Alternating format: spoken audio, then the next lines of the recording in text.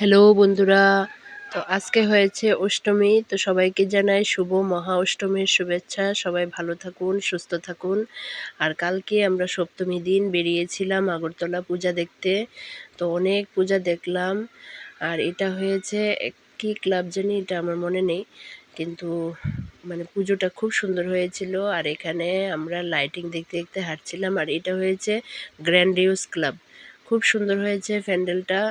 প্যান্ডেলটা খুবই সুন্দর হয়েছে, মানে কি বলবো, অসাধারণ। আর ভিতরে মূর্তিগুলি আরও সুন্দর, খুব সুন্দর। তো এখানে তো লাইটের জন্য ভালো করে দেখা যায় না, মূর্তি টুর্তি এত ভালো করে বোঝা যায় না, কিন্তু খুব সুন্দর হয়েছে। আগরতলার প্রত্যেকটা পূজাই খুব সুন্দর হয়েছে।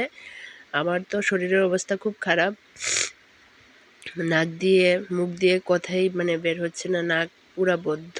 আর এখানে হয়েছে আরেকটা ক্লাব, এটা করেছে পুরো একদম তুলা দিয়ে, একদম হোয়াইট কালারের প্যান্ডেল হয়েছে, ভিতরেটা খুবই সুন্দর। আর এখানে মার প্রতিমাও খুব সুন্দর। আর এখানে আমার ছেলেকে উঠিয়ে দিয়েছিলাম জাম্পিং যেগুলি হয় বাচ্চারা এগুলির মধ্যে। তো আমার ছেলে এখানে ভয় পাচ্ছে, কিন্তু তারপরেও উঠিয়ে দিয়েছিলাম, একটু ওর এন্টারটেনমেন্ট হয়ে যাবে। আর এটা হয়েছে শান্তিপাড়া, আগরতলা শান্তিপাড়ার পূজা, খুব সুন্দর করেছে। আর এটা হয়েছে আই থিঙ্ক দেশবন্ধু চিত্তরঞ্জন। তো দেশবন্ধু চিত্তরঞ্জনের পূজাও খুব সুন্দর হয়েছে, লাইটিং শো করেছে অপারেশন সিন্ধু।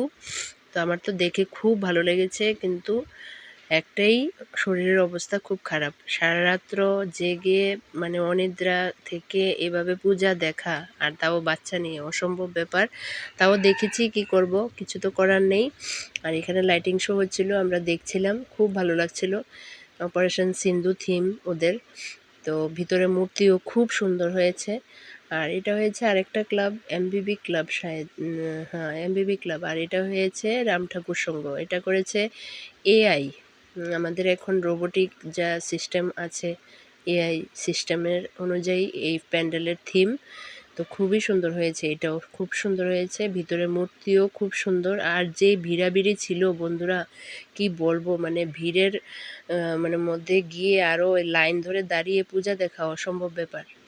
তো ভালো থাকবেন, সুস্থ থাকবেন।